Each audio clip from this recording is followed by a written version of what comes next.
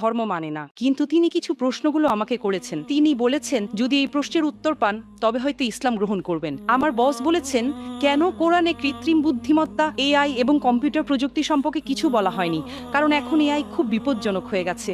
এটি অনেক কিছু করতে পারে, যে কোনো কিছু সিদ্ধান্তও নিতে পারে। আমার বস এই ব্যাপারে খুব কৌতূহলী। ধন্যবাদ।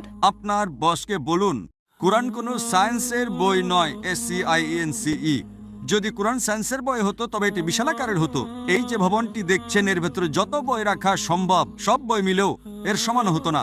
যদি কোরআন বিজ্ঞানের বই হতো আর এতে সব বৈজ্ঞানিক তথ্য উল্লেখ করা থাকতো, তাহলে কোরআন এতটা বিশাল হয়ে যেত যে আপনি কোনোদিনও তা পড়ে শেষ করতে পারতেন না। কোরআন কোনো সায়েন্সের বই নয়।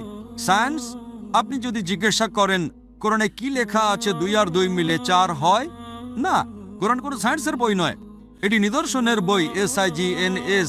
তাই আমাদের দেখতে হবে কোরআনে যা কিছু বলা হয়েছে তা যেন ভুল না হয়।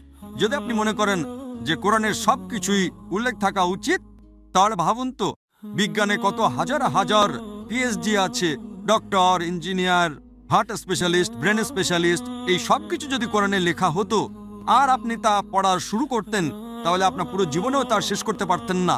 ঠিক না বেঠিক? সুতরাং কোরআনে বিজ্ঞানের সবকিছু উল্লেখ নেই, দয়া করে ভুল বুঝবেন না।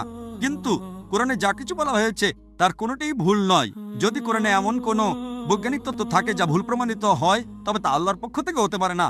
আর যদি কোরআনে এমন কিছু বলা হয় যা বিজ্ঞান অনেক পরে, 200 বা 400 বছর পরে আবিষ্কার করেছে, তাহলে সেটাই মুজিজা। তাহলে প্রশ্ন হলো কোরআনে AI এর কথা বলা হয়নি কেন? কোরআনে এটা কেন থাকা উচিত?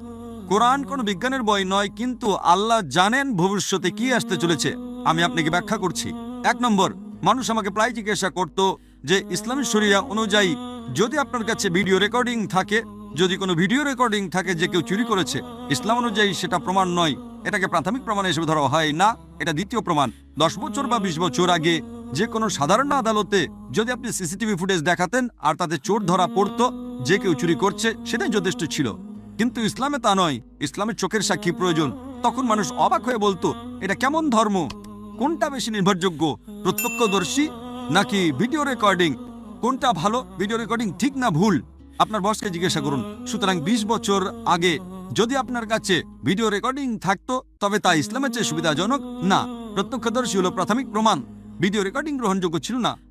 আজ যখন কৃত্রিম বুদ্ধিমত্তা এসেছে, আপনি সহজেই আপনার ডাকাতের একটা ভিডিও তৈরি করতে পারেন। সুতরাং আজ এখন মানুষ জেগে উঠেছে। আজ এটি প্রাথমিক প্রমাণ নয়, তাই ইসলাম অনেক উন্নত। আল্লাহ জানতেন AI আসতে চলেছে, আপনার বস জানতেন না, আপনি জানতেন না, আমিও জানতাম না, কিন্তু আমি বিশ্বাস করতাম। আমি বলেছিলাম না ইসলাম সঠিক, হয়তো আগামীকাল কিছু ঘটবে। আমি AI সম্পর্কে জানতাম না, কিন্তু 15 বছর আগে আমার উত্তর ছিল শরিয়া সঠিক। আমরা জানি না আগামীকাল এমন কিছু ঘটবে যে ভিডিও রেকর্ডিং যথেষ্ট প্রমাণ হবে না। এটাই ছিল আমার উত্তর, এবং আজ আমার উত্তর সঠিক। সুতরাং আল্লাহ AI সম্পর্কে জানেন, তাই ভিডিও রেকর্ডিং প্রাথমিক প্রমাণময়, প্রত্যক্ষদর্শী হলো প্রাথমিক প্রমাণ। সুতরাং আল্লাহ AI সম্পর্কে জানেন। যদি তিনি সবকিছু লিখতে শুরু করেন, আপনি ছোট কোরআনই পড়েননি, আপনি চিকিৎসা, ভ্রূণতত্ত্বে সবকিছু সম্পর্কে কি পড়বেন? না, এটি টেলিগ্রাফিক মেসেজ। সুতরাং এটি ঈশ্বরের পক্ষ থেকে নয়, তা প্রমাণ করার জন্য আপনাকে ভুল খুঁজে বের করতে হবে।